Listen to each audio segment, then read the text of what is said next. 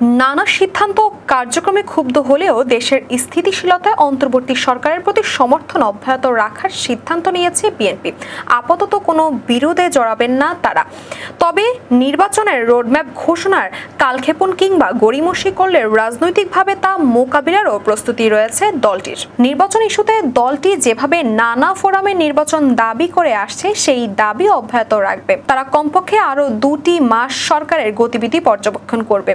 এরপরও নির্বাচন নিয়ে সরকারের পক্ষ থেকে কোনো সুস্পষ্ট দিনক্ষণ ঘোষণা না করা হলে কিংবা নির্বাচন প্রলম্বিত করার কোনো লক্ষণ স্পষ্ট হলে তখন রাজপথের কর্মসূচির কথা ভাববে বিএনপি।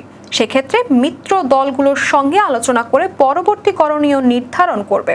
গত সোমবার রাতে বিএনপির সর্বোচ্চ নীতি নির্ধারণী ফোরাম জাতীয় স্থায়ী কমিটির বৈঠকে এমন আলোচনা হয়েছে বলে বৈঠক সূত্রে জানা গেছে।